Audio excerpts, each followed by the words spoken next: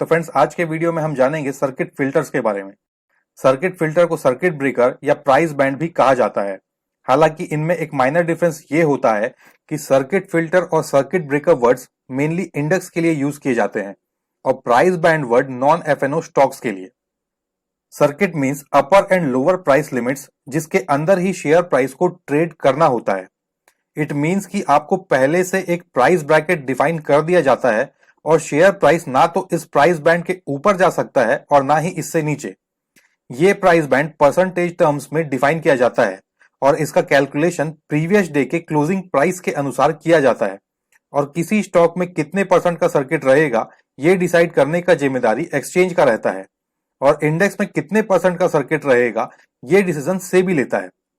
Index और index से related बाकी डिटेल्स के लिए आप मेरा दूसरा वीडियो देख सकते हैं, जिसका लिंक ऊपर इन्फो कार्ड और नीचे डिस्क्रिप्शन बॉक्स दोनों जगहों पर दिया हुआ है। सर्किट फिल्टर को हम 3 कैटेगरीज में समझेंगे। मार्केट वाइड सर्किट फिल्टर्स यानी कि निफ्टी एंड सेंसेक्स लेवल पे, एफएनओ स्टॉक्स पे यानी कि फ्यूचर एंड ऑप्शन कैटेगरी के स्टॉक्स पे, और नॉन एफएनओ स्टॉक्स पे यानी कि वो स्टॉक्स जिनमें डेरिवेटिव ट्रेडिंग नहीं होता। स्टार्ट करते हैं नॉन एफएनओ स्टॉक्स से।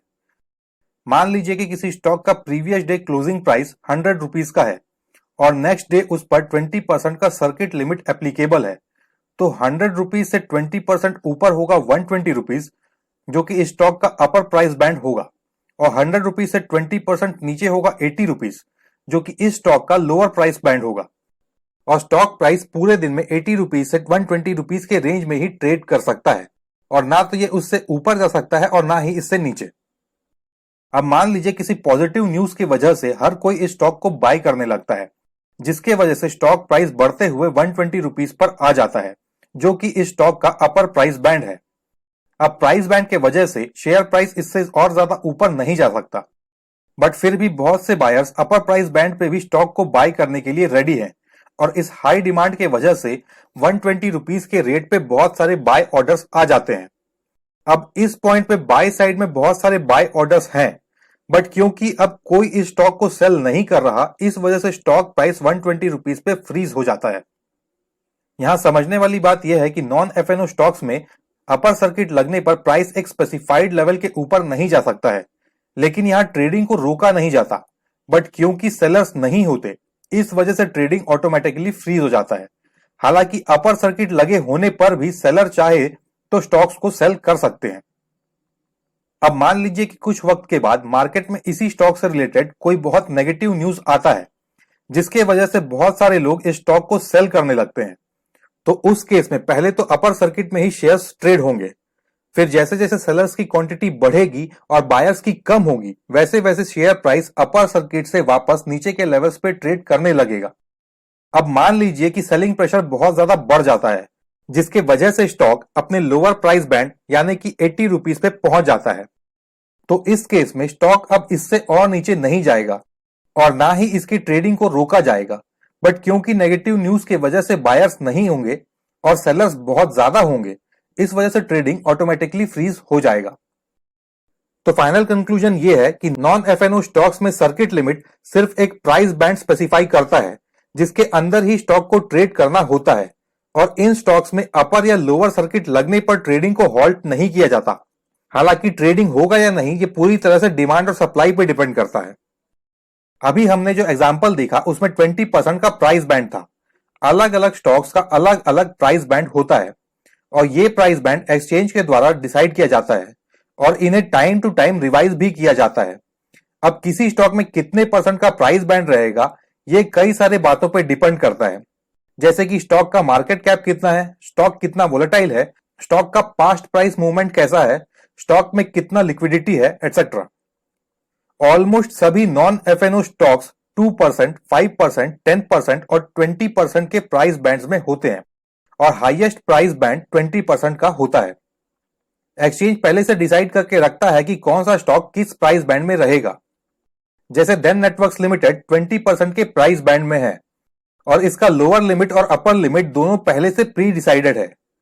वैसे ही जेके टायर 10% के प्राइस बैंड में है और गणेश हाउसिंग 5% के प्राइस बैंड में।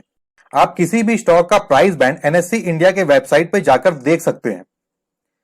नॉन एफएनओ स्टॉक्स के केस में एक और स्पेशल कंडीशन हो सकता है, जिसमें stock continuously upper circuit to upper circuit trade करे या फिर continuously lower circuit to lower circuit में ट्रेड करे।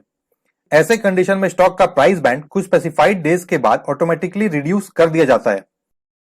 रूल के अनुसार 20% के दो कंटिन्यूअस अपर सर्किट या दो कंटिन्यूअस लोअर सर्किट लगने के बाद प्राइस बैंड को रिवाइज करके 10% तक कर दिया जाता है।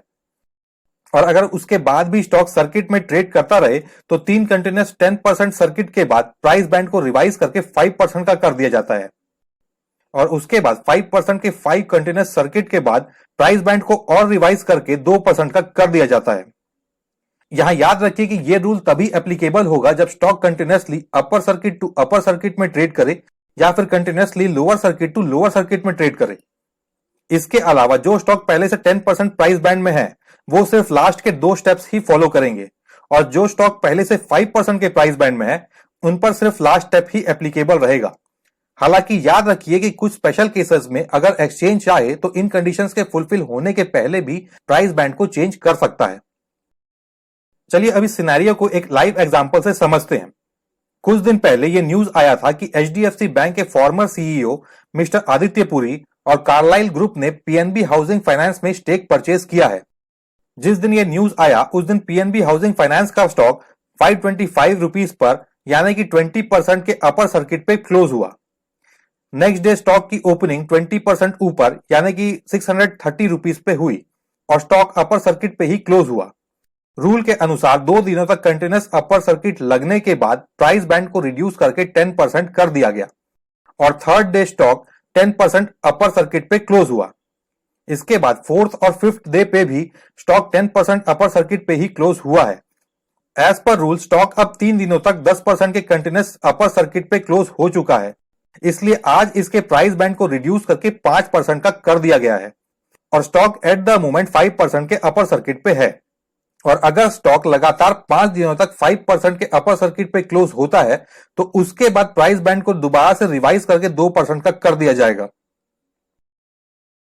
अब एफएनओ स्टॉक्स की बात करें तो एफएनओ स्टॉक्स में प्रैक्टिकली कोई प्राइस बैंड नहीं होता, बल्कि इसकी जगह एफएनओ स्टॉक्स में डायनामिक प्राइस बैंड होता है।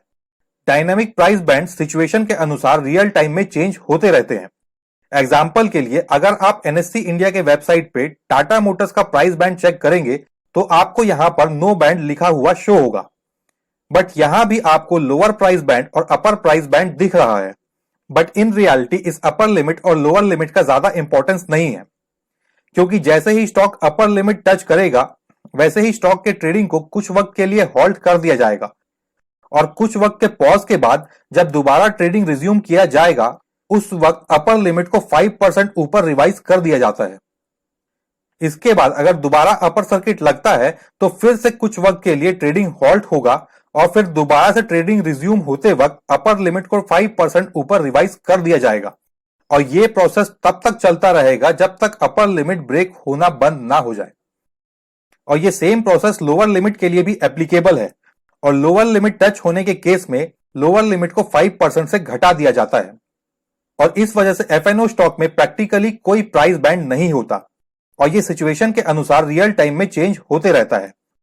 और इसी वजह से FNO stock single trading day में 70%, 80%, 90% एंड इवन 100% तक फॉल हो सकते हैं। हालांकि रिसेंटली सेबी ने एफएनओ स्टॉक में भी सर्किट फिल्टर लगाने का सजेशन दिया है, जिसपे अभी कोई फाइनल डिसीजन नहीं आया है, बट हो सकता है कि आगे जाकर एफएनओ स्टॉक्स में भी सर्किट फिल्टर लगने लगे।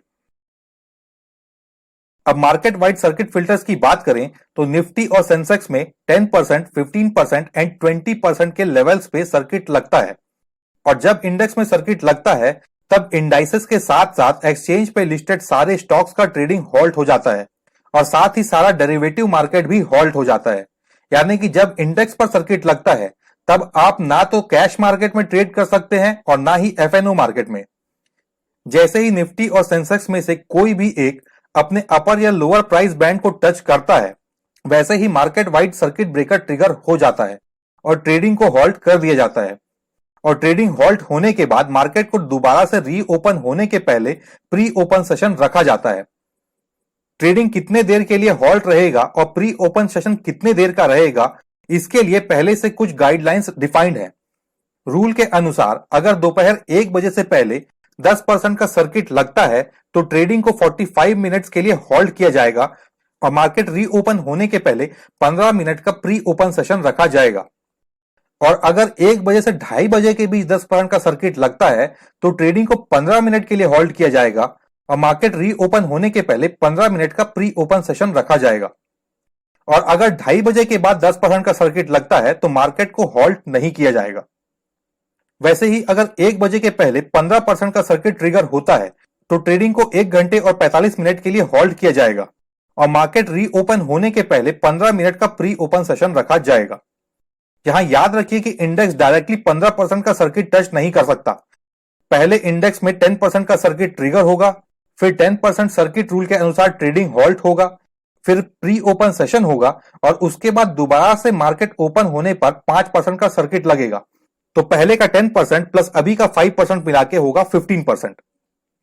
वैसे ही अगर 1 बजे से 2 बजे के बीच 15% का सर्किट ट्रिगर होता है तो ट्रेडिंग को 45 मिनट के लिए होल्ड किया जाएगा और मार्केट रीओपन होने के पहले 15 मिनट्स का प्री ओपन सेशन रखा जाएगा। और अगर 2 बजे के बाद 15% का सर्किट ट्रिगर होता है तो ट्रेडिंग को पूरे दिन के लिए बंद कर दिया जाएगा। इसके अलावा अगर दिन भर में कभी भी 20% का सर्किट ट्रिगर होता है तो ट्रेडिंग को पूरे दिन के लिए बंद कर दिया जाता है। अब तक हमने non FNO stocks, FNO stocks और इंडेक्स के सर्किट और प्राइस बैंड के बारे में जाना। इन सब के अलावा एक और स्पेशल कंडीशन होता है लिस्टिंग डे ऑफ आईपीओ, यानी कि वो दिन जब कोई स्टॉक फर्स्ट टाइम एक्सचेंज पे लिस्ट होता है। लिस्टिंग के दिन स्टॉक पर कोई सर्किट लिमिट एप्लीकेबल नहीं होता और उस दिन स्टॉक कितना भी ऊपर या कितना भी नीचे जा सकता है।